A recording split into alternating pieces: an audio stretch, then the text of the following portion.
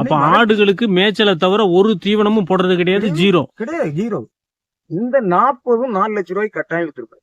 40 கிடா குட்டிகளை 4 லட்சம் ரூபாய்க்கு விற்பீங்களா? சாத்தியம் இல்லாத மாதிரி இருக்க. அது எப்படி? 1 லிட்டர் தண்ணி இன்னைக்கு 30 ரூபா, 1 லிட்டர் பால் கிட்ட 27 ரூபாய்க்கு எடுக்கிறான். எப்படி வழங்க முடியும் விவசாயி? நின்றுகிட்டு காலம் நீட்டக்கூடாது தம்பி. 10 வருஷத்துல நான் இப்ப 1/2 கோடி ரூபாய் சம்பத்தியம் பண்ணிருக்கோம்னா, 1/2 கோடி ரூபாய் 50 லட்சம் ரூபாய் சம்பத்தியம் பண்ணிருக்கோம்னா அது போதும். நீ வாழ பழக்கணும். 5 லட்சத்துல இருந்து 6 லட்சம் 6 லட்சம் ரூபாய் வருஷத்துக்கு தப்பாது. தப்பே செய்யாது. தமிழர் நிலம் நேயர்களுக்கு வணக்கம். இப்போ நம்ம ஒரு ஆட்டு பண்ணைக்கு வந்திருக்கோம். ஆட்டு பண்ணைன்னா இது வரைக்கும் நம்ம கிடாய்கள் மட்டும் வளர்க்குற பண்ணைக்கு போயிருப்போம், கொடியாடு வளர்க்குற பண்ணைக்கு போயிருப்போம்.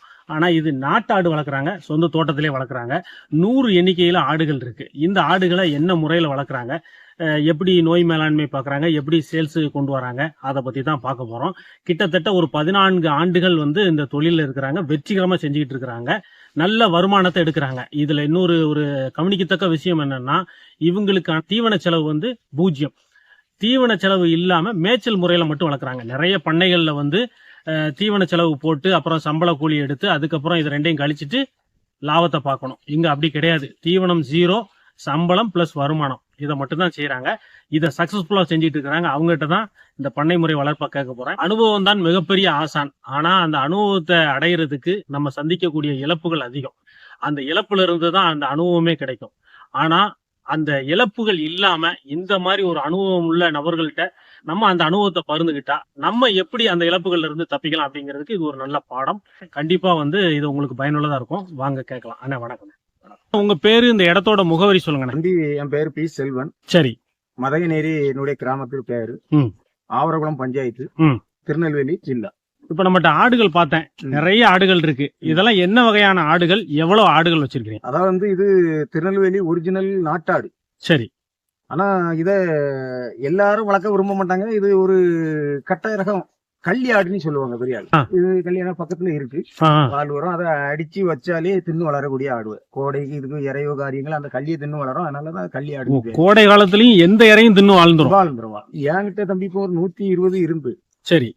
ஒரு 10 இப்போ 1 லட்சம் ரூபாய்க்கு விலை கொடுத்தேன். இதுக்கு எவ்வளவு கிடாய்கள் போட்டிருக்கீங்க? கிடா இப்போ தச்சமையும் கிடக்குது. 3 கிடா ஆட்டுக்கு. பொதுவாவே மக்கள் வளர்க்க விரும்புறது பாத்தீங்கன்னா கொஞ்சம் உயரந்தாரமா நல்ல கலர் ஆடுகளா இருக்கணும் தான் விரும்புவாங்க. நீங்க அந்த உயரத்திலயும் குறைவா இருக்கு, அதுவும் ஒரே கலரா போட்டிருக்கீங்க, கருப்பு செவலை. இதான் அதிகமா நான் பாக்குறேன். இது எதுவும் சென்டிமெண்டா வளர்க்குறீங்களா? அந்த பிரீடே அப்படித்தானா? நாட்டாடு, சுத்தமான நாட்டாடு இது. ஆமா, திருநெல்வேலி டிஸ்ட்ரிக்ட் உள்ளது. வறட்சிக்கு, எந்த வறட்சிக்கும் அதுக்கு ஒரு 10 ரூபா கை காசு போட்டு வளர்க்க வேண்டிய அவசியம் இது. இப்போ நம்மகிட்ட 96 ஆடுகள், அதாவது 100 ஒட்டி கிடக்கு அப்படின்னீங்க. இது எத்தனை ஆடுகள்ல இருந்து இந்த பண்ணைய ஆரம்பிச்சீங்க?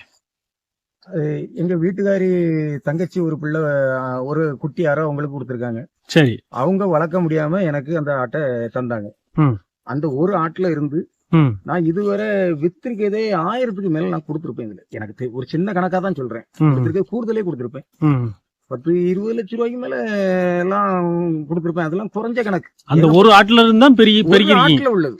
ஆனா ஒரு 13-14 வருஷத்துல உள்ள வளர்ச்சி. 14 வருஷம் இந்த ஒரே பிரீட்ல தான் வச்சிருக்கீங்க.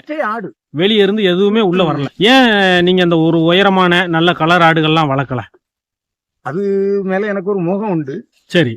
வயசு இப்போ எனக்கு 56 வயசு ஆகும். அது ஒரு பெரிய வயசு கிடையாது.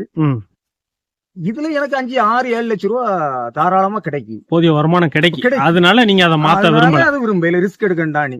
இப்ப எனக்கு வெளியே இருந்து நான் ஒரு 10 எண்ணம் கொண்டு வரோம்னா அது ஏன் பிறத்தால வராது. இது நான் எங்க கூப்பிட்டாலும் வரும். இந்த ஆடுகள் எல்லாம் மேய்ச்சல் முறையில வளர்க்குறீங்களா, கைத்தீவனம் போட்டு வளர்க்குறீங்களா? கம்ப்ளீட் மேய்ச்சல் முறை தான். மேய்ச்சல்னா காலையில எத்தனை மணிக்கு பத்தி எத்தனை மணிக்கு வீட்டுக்கு கொண்டு வரீங்க? 7 மணி வெளியே கட்டாயம் போயிருப்போம். சரி. 7 மணி வெளியே போயிட்டு ஒரு 10-10:30. அதுக்கப்புறம் இப்படி நம்ம தோட்டத்தை சுத்தி இப்படி வெளியே ஒரு ரொம்ப இல்லைனாலும் ஒரு 5 கிலோமீட்டர் நடப்போம். 5 கிலோமீட்டர் தூரம் அப்படி சுத்தி வரும். சரி. மேய்ச்சல் போயிட்டு வேற என்ன தீவனங்கள் வைக்கிறீங்க? எதுவுமே கிடையாது. என்ன கிடக்கல தண்ணி, இதுவரை அது கிணத்து தண்ணியே குடிச்சுக்கிடும். மேய்ச்சல் மட்டுமே போதுமா? நீங்க சொல்றது என்னால நம்ப முடியலையே. வெறும் மேய்ச்சல் மட்டும் வச்சு ஆடுகளை வளர்க்கலாம்னா எப்படி? கட்டாயம்.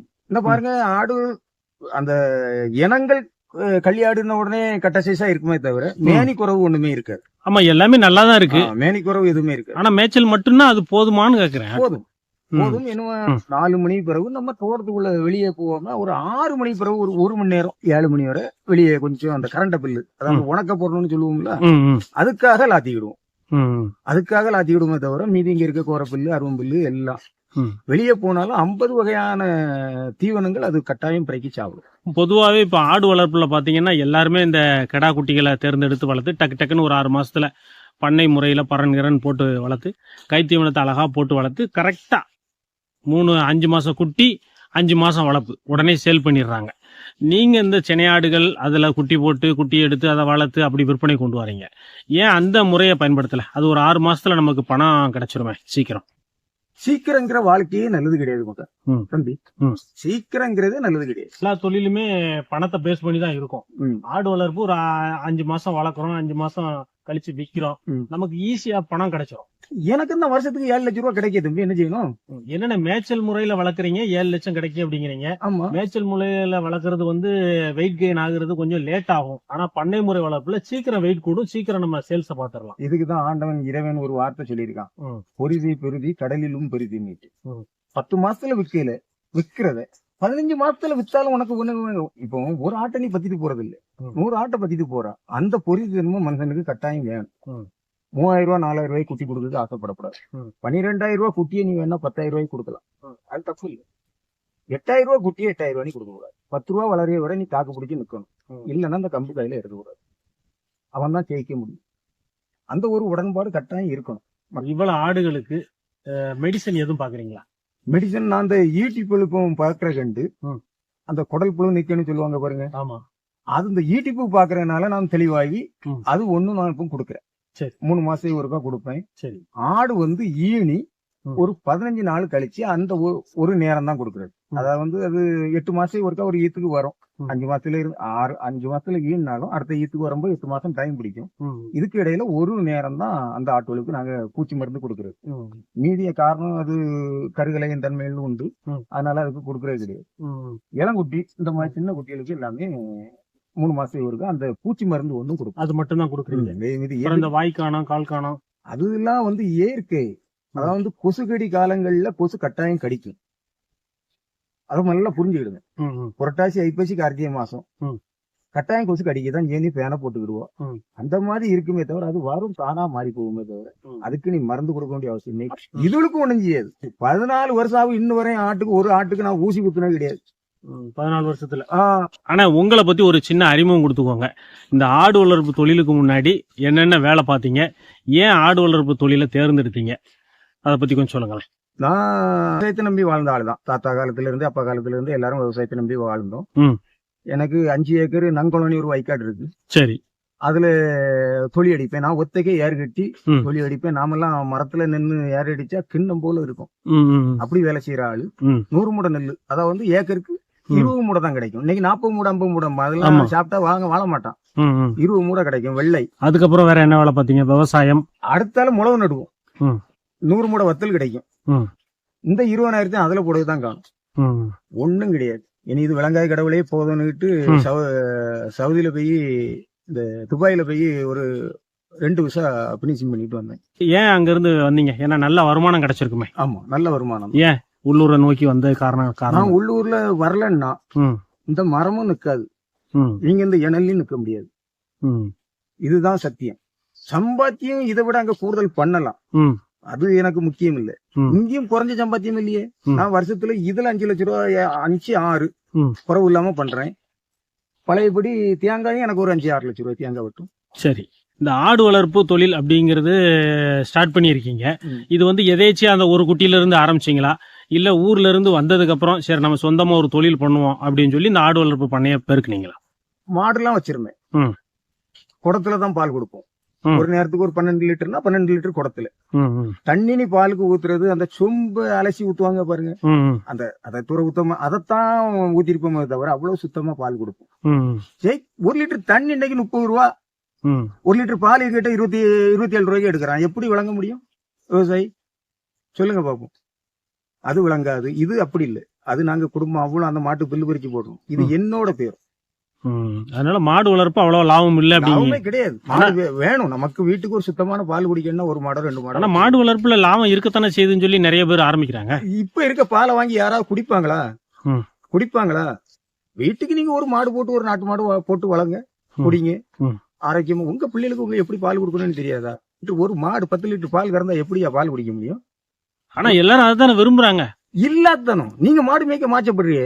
ம். உங்க தேவைக்கு நீங்க ஒரு மாடு வளங்க, ஒரு மாடு உங்க மாட்டுக்கு வளங்க, ஒரு 2 லிட்டர் பால் கிடைக்கட்டு, உங்க பிள்ளைகளுக்கு காரியங்கள் நல்லா இருக்கும்ல. அதை ஏன் நீங்க நினைக்க மாட்டேங்கிறீங்க? இந்த ஆட்டுல இருந்து ஒரு வருடத்திற்கு எவ்வளவு குட்டிகள் உங்களுக்கு கிடைக்கும்? 100 ஆடு மொட்டை கணக்கா 100 பிளஸ் 200 குட்டின்னு சொல்லுவாங்க. சரி இதுல 50 ஆடு தான் ஈத்த ஆட்டு இருக்கும் பார்த்துடுங்க. சரி. 50 ஆடு நடுத்தரம் கிடாமரி அப்படி இப்படின்னு இருக்கும். ம். 50 ஆடுக்கு 100 பிளஸ். ஆனா ஒவ்வொரு ஆடும் அதாவது இது ஒரு 4 பட்டம் எனக்கு வேணும். ம், ம். ஒரு கவுர் 25, ஒரு கவுர் 25 இப்படி ஈனி 50 சேர்ந்து அடுத்த பட்டம் வருஷத்துக்குள்ளே ஈனிடும். ம், ம். அப்படி எனக்கு 100 குட்டி தாண்டி தாராளமா கிடைக்கும். ம். இதுல 1-2 அடிபட்டு போகும், ம். 1-2 போகும். அது நம்மளுடைய என்னைக்கா ஒரு நாள் வீட்டுள்ள வச்சத்துல முறகருப்போல் இருந்தா ம். நம்ம பார்க்கல தான் அடிபட்டு போகுமே தவிர, எல்லாம் அந்த அதுக்கும் ம். ஆட்டுக்கு ஒரே ஒரு இது பார்க்கக்கூடியது மூக்குச்சளியும் ம். கழிச்சலும். இத அதுக்கு ஒரு டானிக் இருக்கு. ராதா இந்த காவணத்துல ஒரு டாக்டர் இருக்காரு, அவங்க எனக்கு தந்தாங்க. ம், ம். அந்த ஒரு டானிக்கும் எந்த குட்டியும் கொல்ல விடாது. ம். இப்ப வருஷத்துக்கு உங்களுக்கு எவ்வளவு குட்டிகள் கிடைக்கும்? 100 குட்டி தாராளமா கிடைக்கும். 50 ஈத்தாடுல இருந்து 100 குட்டிகள் உங்களுக்கு கிடைக்கும். ஆமா. இந்த ஆடு 2 ஈத்து போட்டுருதா வருஷத்துக்கு? போட்டுரும்.